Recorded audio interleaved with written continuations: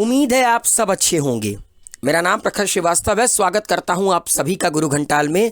दोस्तों, इस वीडियो में हम 9 फरवरी 2021 को देश में विदेशों में कौन कौन सी घटनाएं घटी उसको रिव्यू करेंगे।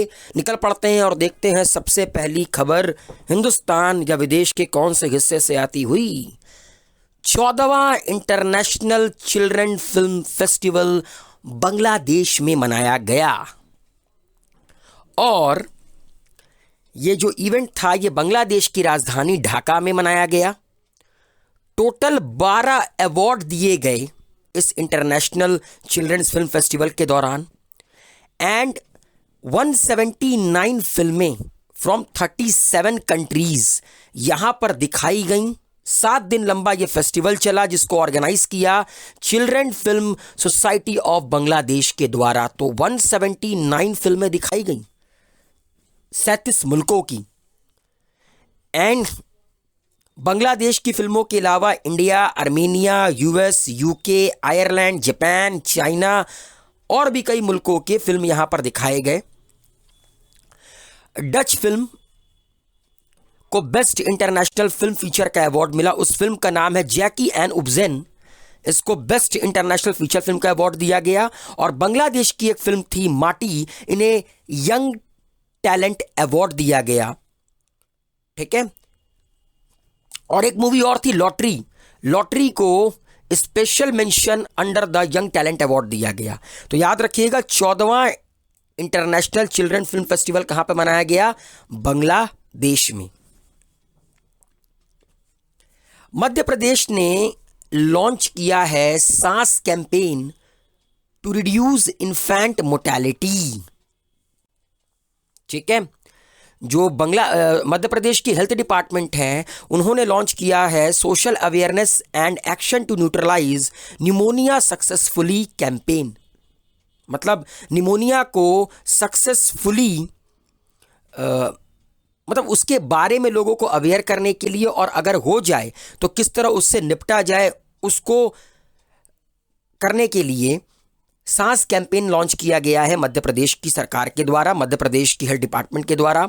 एंड द मेन पर्पस इस जो कैंपेन का है वो है कि जो डेथ रेट है निमोनिया की वजह से अमंग इन्फेंट, जो नवजात बच्चे होते हैं, उनको कम किया जाए। इसके लिए मेडिकल स्टाफ को ट्रेन किया जाएगा एंड ट्रेनिंग दी जाएगी will be imparted at the community and the primary health centre. जो कम्युनिटी हेल्थ सेंटर होते हैं, जो प्राइमरी हेल्थ सेंटर होते हैं, वहाँ पर जो हेल्थ वर्कर होते हैं उनको ट्रेनिंग दी जाएगी। And around 4000 health and wellness centre have been set up in MP for this purpose. करीब 4000 health and wellness centre set up किया जाएगा एमपी में इस पर्पस के लिए। तो सांस का नाम याद रखिएगा। सांस कैंपेन शुरू किया है मध्य प्रदेश की सरकार ने, social awareness and action to neutralise pneumonia successfully. अगला है दोस्तों, उत्तर प्रदेश की सरकार ने 16 अंकों का नया यूनिकोड अनाउंस किया है टू आइडेंटिफाई लैंड होल्डिंग्स। ठीक है। उत्तर प्रदेश में किसी भी तरह की जमीन की लैंड होल्डिंग हो उनको इशू किया जाएगा 16 डिजिट का यूनिकोड। अच्छा, अब इस यूनिकोड को लाने के पीछे का कारण क्या है? The main purpose of the system is to check the cases of land disputes, put an end to fake registries of the disputed land, and save people from falling into the trap of the fraudster. आप लोगों ने देखा होगा अक्सर ज़मीन पर कब्जा होता है, खासकर यूपी बिहार में तो काफ़ी ज़्यादा होता है। तो अगर किसी ने ज़मीन खरीदी उत्तर प्रदेश में तो उसको एक यूनिकोड दिया जाएगा। ऐसे हमारे पास आधार कार्ड होता है। अब आधार नंबर हर किसी का सेम नहीं हो सकता। आपका आधार नंबर दूसरे के आधार नंबर से सेम नहीं हो सकता। आपके आधार नंबर पे आपकी इंफॉर्मेशन होगी। ठीक उसी तरह यूनिकोड में 16 डिजिट की यूनिकोड में, जैसे फॉर एग्जांपल अगर मैंने कोई ज़मीन खरीदी तो उस ज़मीन से रिलेटेड मुझे एक यूनिकोड मिलेगा। उस यूनिकोड को अगर कभी भी यूपी गवर्नमेंट अपने लैंड रजिस्ट्री की वेबसाइट पर डालेगी तो मेरी सारी की सारी इंफॉर्मेशन निकल के चली आएगी कि मैंने इस ज़मीन को कितने में खरीदा। ठीक है। मैंने कितना, मतलब मैं कौन हूँ, मैंने कितने पैसे पे किए, सब कुछ, उस ज़मीन की कीमत कितनी है, सब कुछ निकल के चली आएगी। तो इससे क्या होगा ना कि फ्रॉड नहीं हो सकता। And every piece of the land in the state will have its own unique identity. हर तरीके की ज़मीन की राज्य में अपनी एक आइडेंटिटी होगी।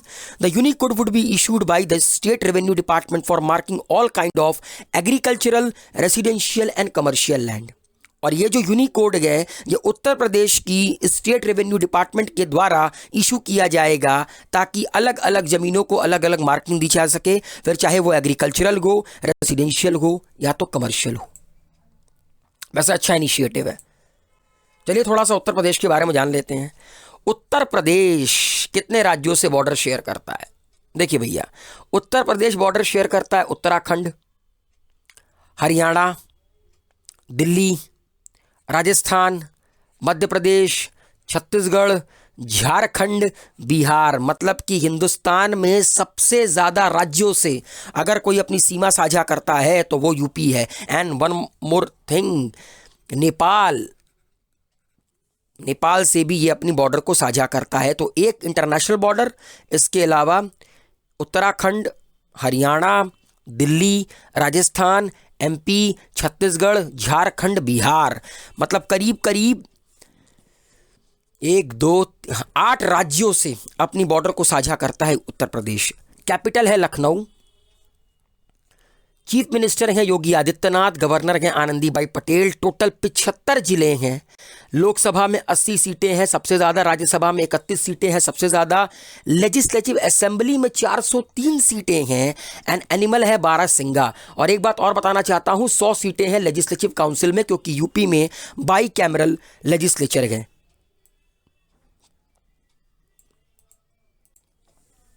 डिफेंस मिनिस्ट्री ने एक पैक्ट साइन किया है BEL के साथ, भारत इलेक्ट्रॉनिक्स लिमिटेड के साथ, जिसका हेडक्वार्टर बेंगलोर में स्थित है, एक ship born modern radio system को बनाने के लिए। ठीक है, 1000 करोड़ की जिसकी वर्थ होगी। SDR टैक, सॉफ्टवेयर डिफाइंड रेडियो टैक्टिकल, जो कि कहीं ना कहीं हमारी आर्म फोर्सेस के लिए काफी ज्यादा मददगार साबित होगी। ONGC, oil natural gas corporation of India limited, इन्होंने हिंदुस्तान का पहला geothermal field development project Ladakh में स्टैब्लिश किया है। ठीक है, और ये पूरा का पूरा 2022, मतलब इसकी शुरुआत हो गई है, 3 फेजेस में इसका इंप्लीमेंटेशन होगा और 2022 के एंड तक हिंदुस्तान का पहला geothermal field development project Ladakh में बनकर तैयार हो जाएगा। ठीक है, और ट्राइपार्टाइट एग्रीमेंट साइन हुआ है इसके लिए। मतलब 3 पार्टी हैं जो मिलकर इस प्रोजेक्ट पर काम करेगी। एक तो यूनियन टेरिटरी एडमिनिस्ट्रेशन लद्दाख, उसके अलावा Ladakh autonomous skill development council and ONGC। इन तीनों ने मिलकर इस एग्रीमेंट पर साइन किया कि लद्दाख में हिंदुस्तान का पहला जियोथर्मल फील्ड डेवलपमेंट प्रोजेक्ट लगेगा। और अगर एक प्रोजेक्ट बनकर तैयार हो गया तो लद्दाख के लोगों को बिजली बड़ी आसानी से मिल जाएगी। थोड़ा सा लद्दाख के बारे में जान लेते हैं। लद्दाख तो अब एक सेपरेट यूनियन टेरिटरी है, पहले ये जम्मू कश्मीर का हिस्सा हुआ करता था। 2 जिले हैं, लेह एंड कारगिल। हिंदुस्तान की यूनियन टेरिटरी कब बना? 31 अक्टूबर 2019 को, नेशनल यूनिटी डे वाले दिन। लेफ्टिनेंट गवर्नर कौन है दोस्तों? Radha Krishna Mathur. Member of parliament Jamyang Tsering Namgyal. इनकी स्पीच आप लोगों ने सुनी होगी। क्या स्पीच दी थी जब 31 अक्टूबर 2019 को लद्दाख सेपरेट यूनियन टेरिटरी बना था? ठीक है, तो लद्दाख की लैंग्वेज यहाँ बोली जाती है, तो याद रखिएगा राधा कृष्ण माथुर यहाँ के एडमिनिस्ट्रेटर हैं। 2 जिले हैं लद्दाख में। हिंदुस्तान की पहली महिला टीम इंडक्ट की गई है CRPF के कोबरा कमांड यूनिट में। कोबरा का फुल फॉर्म होता है commando battalion for the resolute action. याद रखिएगा, पहली contingent of 34 CRPF women personnel, मतलब 34 CRPF जो महिला जवान हैं उनको, उनकी एक टीम इंडक्ट की गई है CRPF के कोबरा कमांड यूनिट में। और कोबरा जो यूनिट होती है सीआरपीएफ की, इनकी स्पेशलाइजेशन होती है जंगल वॉरफेयर में। ठीक है, जंगल वॉरफेयर में इन्हें 3 महीने की पहले ट्रेनिंग दी जाएगी। उसके बाद जो नक्सल वायलेंस अफेक्टेड डिस्ट्रिक्ट हैं छत्तीसगढ़ में, लाइक दंतेवाड़ा, सुकमा, बीजापुर, वहां पर इनकी नियुक्ति होगी, वहां पर ये अपनी सर्विस प्रोवाइड करेंगी। स्टीव स्मिथ ने अपने करियर में तीसरी बार एलन बॉर्डर मेडल जीता, तीसरी बार, for third time in his career. Rishabh Pant ने जीता ICC player of the month जनवरी 2021 का अवार्ड।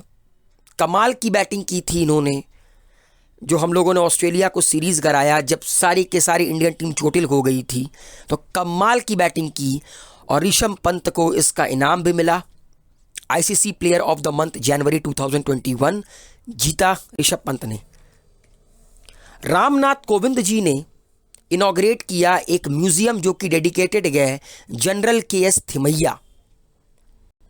ये हमारे देश के आर्मी चीफ थे 1957 से लेकर 1961 तक।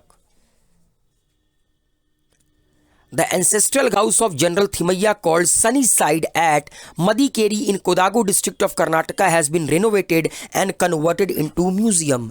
जनरल थिमैया का जो पुस्तैनी मकान था, जिसको सनी साइड कहते हैं, कर्नाटका के कोदागु जिले में, उसको ही रेनोवेट कर कर म्यूजियम में कन्वर्ट किया गया है इनके। इसमें इनके वॉर रेलिक्स और आपको एंटीक वेपन्स देखने को मिलेंगे जो ये इस्तेमाल करते थे। And a statue of general from Kodagu in uniform greets as one enters the museum which also showcases a slice of the Indian military history. तो ये जो पूरा का पूरा म्यूजियम है ये डेडिकेटेड है जनरल केएस थिमैया को। तो दोस्तों इतनी सी कहानी थी, उम्मीद है आप लोगों को पसंद आई होगी। दबाकर लाइक शेयर कमेंट कीजिए, गुरु घंटाल को सब्सक्राइब कीजिए। Thank you so much.